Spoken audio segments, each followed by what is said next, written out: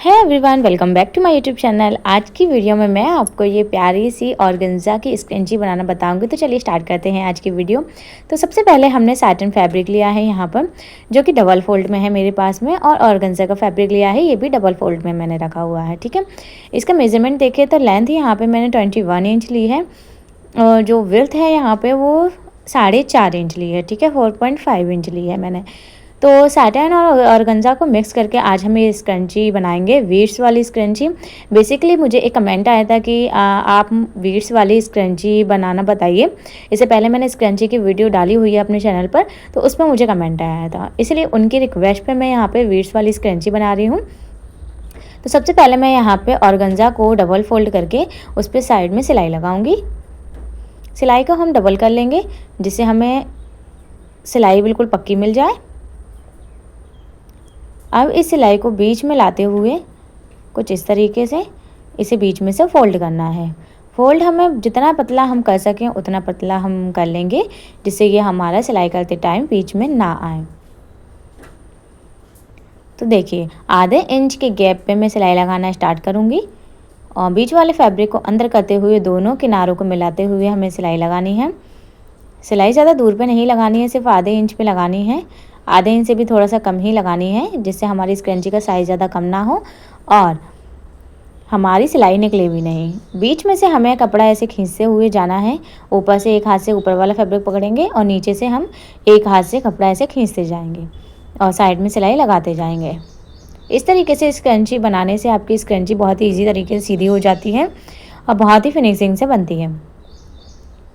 जो बिगनर्स लोग हैं वो भी स्क्रंची आराम से इस तरीके से बना सकते हैं।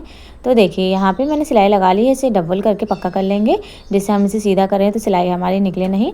बीच में से जो गैप छोड़ा है उसमें से हमें स्क्रंची को ऐसे बाहर निकालना है, जिससे ये आसानी से सीधी हो जाएगी। चिकना कपड़ा है तो बहुत ही ईजीली सीधी हो जाएगी, ज़्यादा प्रॉब्लम नहीं आएगी आपको।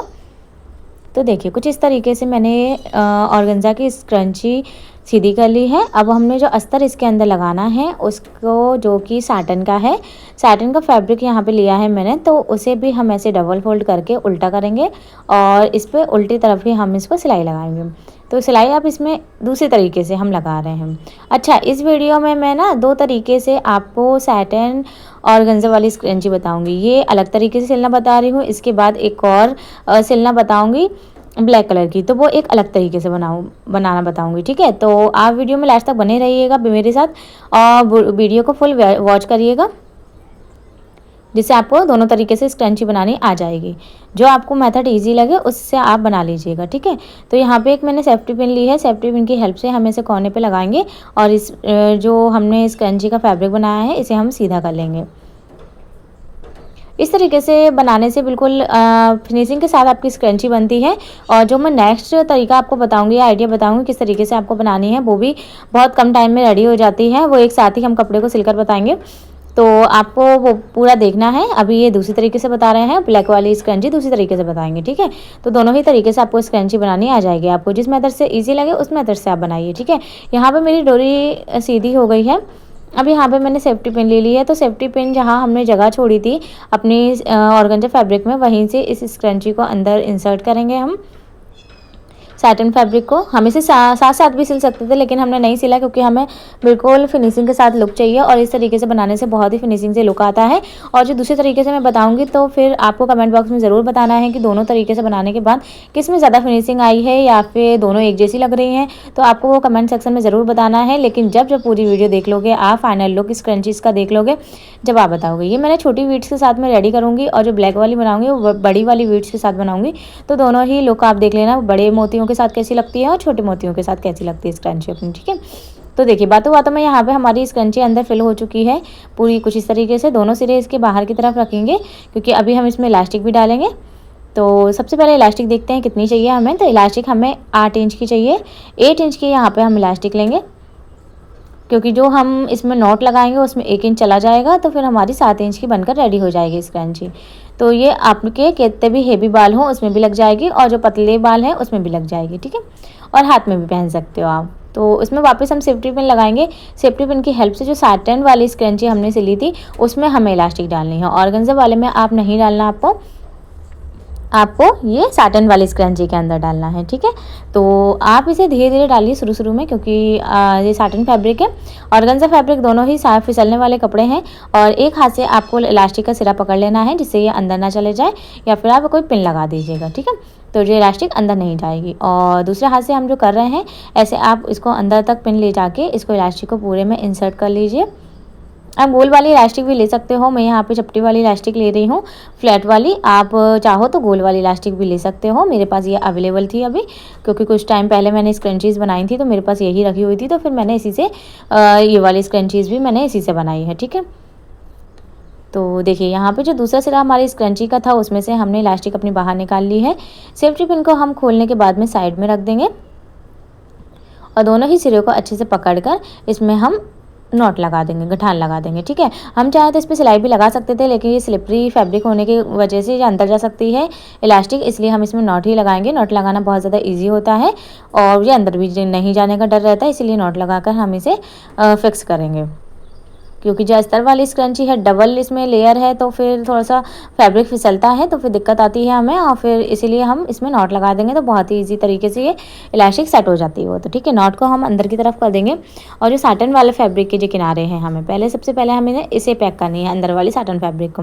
तो हमें क्या करना है, जो सिलाई हमने सिलाई दिख रही है, ऐसे हम सिलाई को ऐसे पकड़ेंगे उल्टी तरीके से, कुछ इस तरीके से हम पकड़ेंगे और ऐसे इस पर सिलाई लगाएंगे।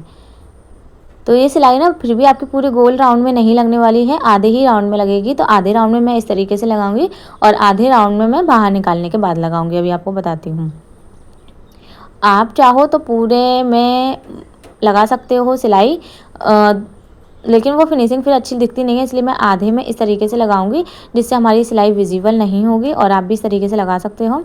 देखो आधे में ऐसे लग गई, फिर इसको अब हम सीधा करेंगे कुछ इस तरीके से। हम हमारी जो इलास्टिक का साइज है, जो इलास्टिक की नॉट है सॉरी, उसे हम अंदर कर देंगे और जो साटन फैब्रिक है उसे ऐसे अंदर की तरफ करते हुए, देखो जी सिलाई हमने लगा ली आधे पे, और आधा फैब्रिक हम ऐसे अंदर की तरफ करेंगे और फिर इसके ऊपर सिलाई लगाएंगे। आप चाहो तो पूरे पे भी ऐसे लगा सकते थे, लेकिन वो दिक्कत आती थोड़ी सी, तो आधी आप वैसी लगा लीजिए और आधी वैसी लगा लीजिए। जरा सी सिलाई है, जल्दी लग जाती है, कोई दिक्कत वाली बात नहीं है, ठीक है।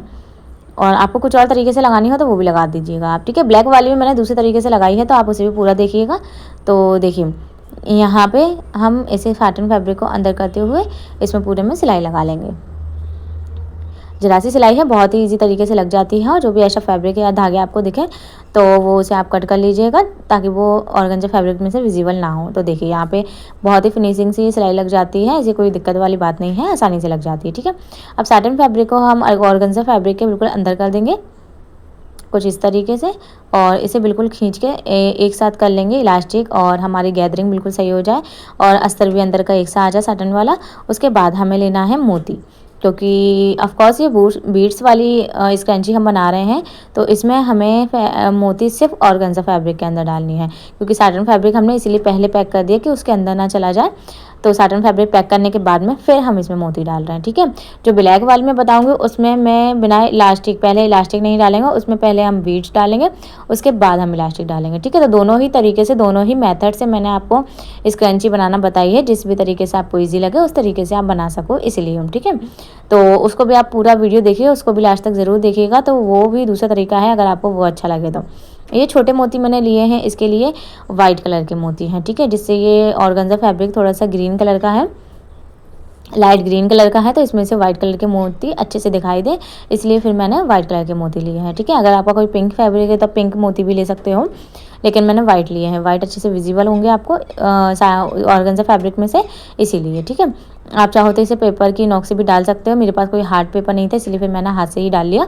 और फिर इसके किनारा जो है ना, पहले इसे मोतियों को साइड में करते हुए इसकी जो किनारी है पहले इसे हम लॉक कर लेते हैं, जिससे हमारे मोती बिल्कुल भी बाहर की तरफ ना आए।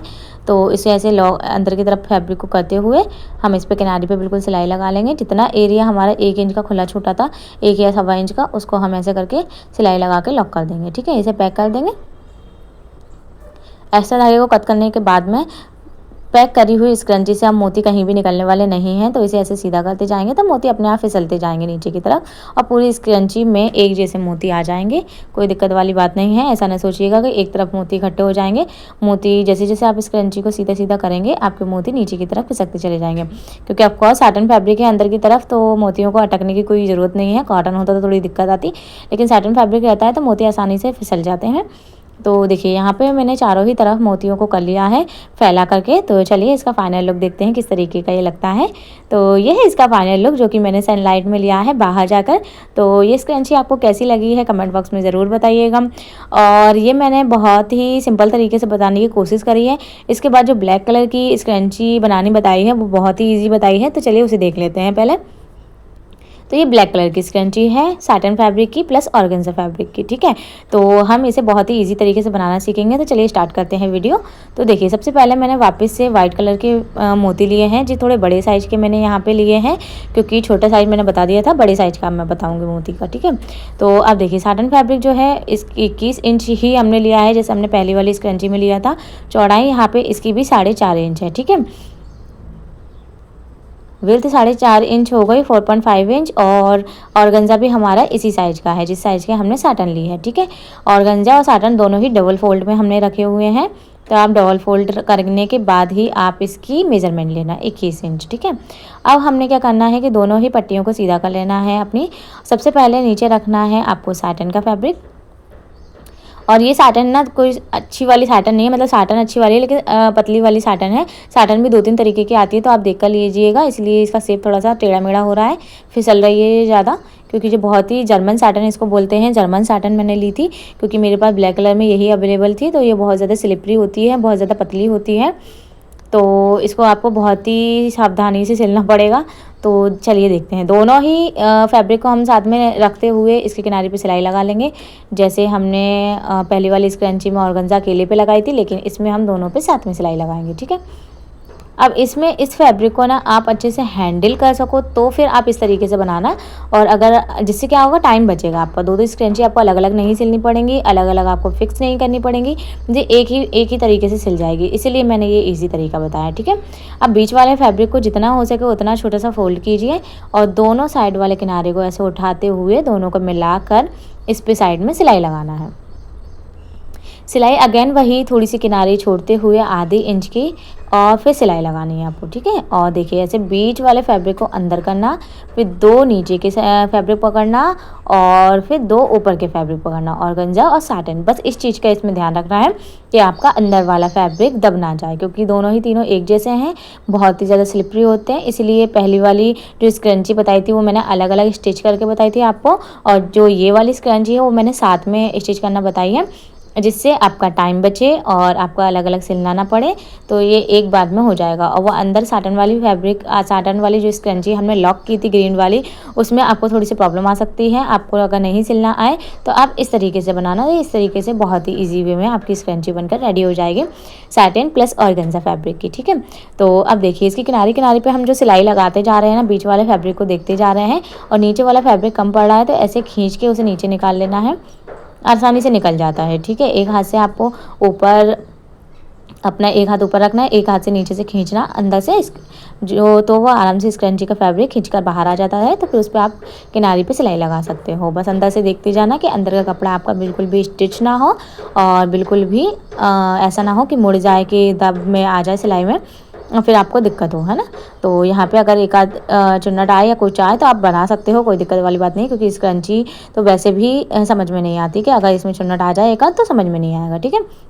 अब देखिए इसमें यहाँ पे हमने जो हॉल छोड़ा है 1 से 1.25 इंच का, तो उसको हम ऐसे खींचकर स्क्रंची को सीधा कर लेंगे।